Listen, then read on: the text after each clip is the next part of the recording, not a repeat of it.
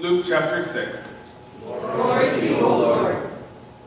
Then Jesus looked up at his disciples and said, "Blessed are you who are poor, for yours is the kingdom of God.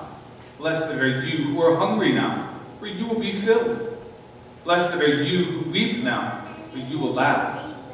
Blessed are you when people hate you, and when they exclude you, revile you, and defame you on account of the Son of Man. Rejoice in that day and leap for joy, for surely your reward is great in heaven. For that is what their ancestors did to the prophets.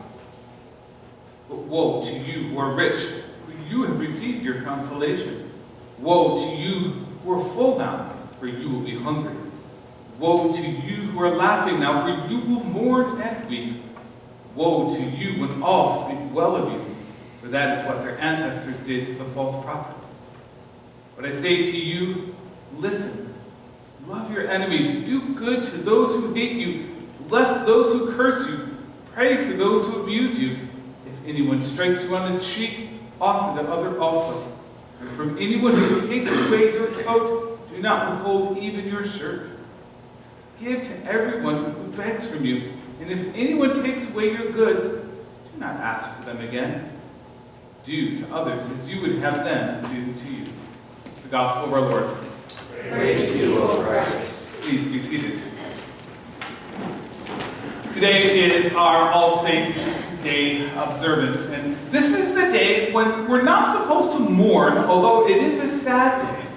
But it's a day when we remember those who have gone before us, those who have impacted our lives. It's a day when we remember the lessons, the life-giving lessons that they taught us. And many of us, there's probably someone in our lives who did something, said something, nurtured us, cared for us, mentored us, provided for us, someone whom we loved tremendously and who loved us well. And it's on this day that we remember some of the things that they have done for us and how they brought life, or that they helped us to live.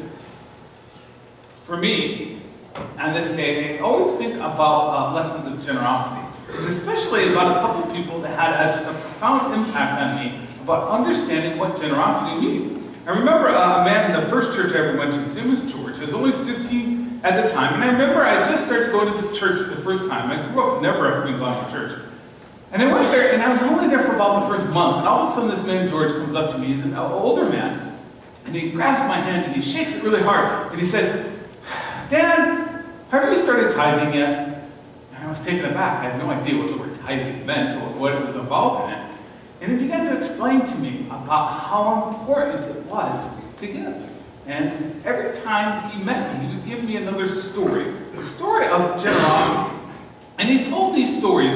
He was a very humble man, and he told me these stories not because he was trying to brag or point out how much he had done, because every time he told me the stories, he told me how not necessarily how he helped others. That was never the point of the story. It's about how his life was changed by helping others. He told me one story, and I might have told you this story before, but it was Thanksgiving, and this is back in the 1950s, and it was his job to get the turkey for Thanksgiving, and he had forgotten. And he woke up Thursday, that Thanksgiving morning, and he realized there was no turkey, and that his wife was going to kill him, because all the family was coming over, and they didn't have a turkey. So he runs to the one store he knows will be open on Thanksgiving. And he goes into the store, and as he's running through the parking lot, he notices that there's a woman there who's struggling with her children. Something's happening, but he's too focused on getting to the store before it closes to even pay attention. So he runs into the store, he gets in line, he gets up, and he realizes, or he learns that he is going to get the very last turkey. He made it in time. And so he was just so thankful. He goes, "God, you have blessed me, you have helped me, thank you so much. I was praying all this time that I would get there, there would be at least one turkey left, and there is, you have answered my prayers. I am so grateful." So he paid for the turkey, got the last one. The store is about to close, it's noon, and as he's going out, he sees the young woman with the kids finally making it to the store. She's breathing hard, he looks at her, and you can tell that she's been having a hard time.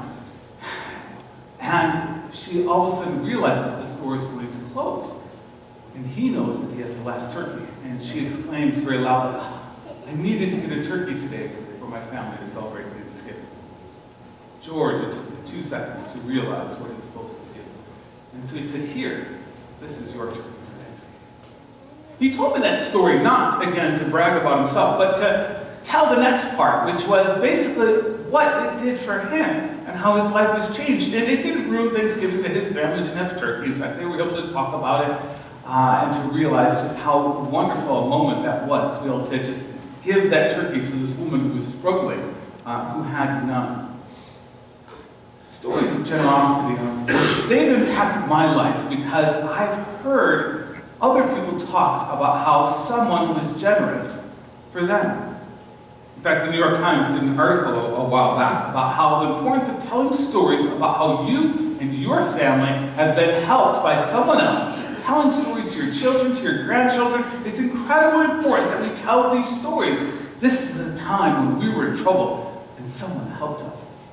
Because children learning and seeing those stories, they understand the need to be generous. With George, it was always about how when he was generous, it gave him life. It helped him to learn. It changed who he was. So that in those moments, he became the real person that he was supposed to be. Jesus told a similar story. He told a story, we read this a couple weeks ago, about the widow and how she was going to give money. She didn't realize anybody was watching her. The disciples and Jesus were off to the side, and she has a little penny, basically, 1 cent, and she's going to give it into the offering jar thing outside the temple. And Jesus points her out and says, that is the person who's really generous, who's really giving.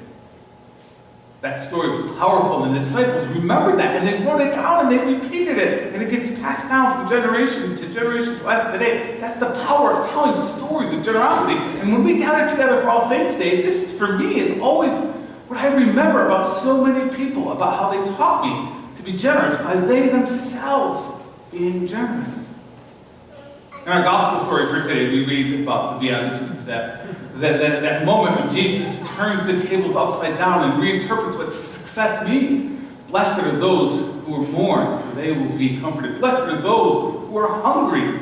Blessed are those who are poor and sick. This goes way outside the box of anything that we've ever really understood about what it means to be blessed. And then Jesus goes right into talking about love your enemies. Someone slaps you on the cheek, turn the other cheek. If someone steals your coat, offer your shirt instead with it. And sometimes when we read this passage, we get overwhelmed. We think of this as some teaching on morality about how you're supposed to act. And the reality is that we think this is just way beyond us, and we just kind of walk away thinking that this is some ideal example that we'll never meet up to. But we miss the point.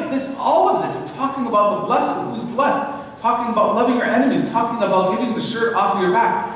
Jesus is trying to help them understand a radical form of generosity. We are to be generous people, even towards those who don't deserve it, even towards those people who are trying to take advantage of us. We are to be generous. And again, in other places, Jesus talks about don't remain in an abusive relationship. That doesn't mean that you have to allow people to take advantage of you. But what he's getting at, in context, in that moment, and trying to get across to the disciples, is a radical form of generosity. Don't hold on to the stuff you have. Change your attitude. This is how you will thrive and be successful in this world, is that you can learn in every way possible to be a radically generous person. That's what Jesus wants to get across to you and to I, to his disciples, to the living church. Be generous. I read a story. This comes from a book called Love, Let Go. And it's the story about the LaSalle Street Church in Chicago. Back in the 1970s, this church had partnered with a handful of other faith communities to build a much-needed low-income housing in the city. 35 years later, the property was sold, and LaSalle's portion of the proceeds was an incredible $1.5 million. The amount was approximately double their church budget, and they were in the midst of a $50,000 deficit. What would you do with that kind of money? Think about that for a moment. $1.5 million and the church has a $50,000 deficit. So they took some time to pray and to discern who were they? What kind of a church were they? what was going to lead them in making this decision. And they decided, based on their values and their mission, that they would give this money away. They wouldn't keep it for themselves. It was a way for them to be generous. And as part of it, so they just basically gave the entire amount of money away. But as part of giving the money away, they wanted to tithe part of this amount. And this is how they were going to tithe. Every person in the church was going to get a check for $500. And they were told to go out into the community and do some good in God's world with that $500. And each person was allowed to decide for themselves what kind of good and how they would spend that money. Some people sent their share of funds overseas to organizations doing good in the world. Some gave theirs back to the church. One homeless man in the congregation rounded up his friends who lived under the viaduct and took them to a show in a restaurant for dinner. For the whole day, it didn't feel like they were homeless, he said. It was a good feeling to help somebody out like that. Another man wanted to give his money away in person, $20 at a time. So he knocked on doors of a daycare center in the neighborhood to ask if any of the parents might be in need. The woman who opened the door responded with skepticism. No, she didn't know anyone who would need that, she said, and as she tried to close the door, when the man repeated the offer, explaining that it really was a free gift, she hesitated, and finally she asked, could I keep it and use it myself? It wasn't the response he expected, but he said sure, if she really needed it. So she blessed him and called him an angel, saying she never thought she would see an angel. Tears in his eyes, Dan blessed her back. This is just one of a number of stories about how people's lives were changed because of this radical form of generosity. And the stories of lives, the people whose lives were changed the most, were the people who received the $500 gift and were told, do some good. And it was the story of learning how to be generous that changed who they were. And the generosity unleashed during that campaign didn't stop with that project. 1 year later, after LaSalle Church distributed the $500 checks, the church was asked to help sponsor refugees arriving in their community. They needed housing and expenses for a newly arriving family, and that meant they needed to raise $6,000 in 2 weeks. It was more than a little daunting. They raised $39,000. And what the church had realized was that the dollars they gave through the Love Let Go campaign a year ago looked very similar to the dollars sitting in their wallets and in their bank accounts. Generosity had been unleashed. You see, that's where generosity starts, with and who you are right now at this very moment. Your circumstances don't determine whether or not you're a generous person. It's your heart that does. For me, that is the lesson on All Saints Day. I come back to that and I remember the people who taught me how important it was to be generous. Who are those people in your life? Who do you need to remember today? What were the lessons about living that they taught you? That maybe you forgot, that maybe you strayed away from, that maybe you need to say, yes, that's God speaking to me. That's how I need to live my life. Amen? Amen. Let's stand for our song of the day.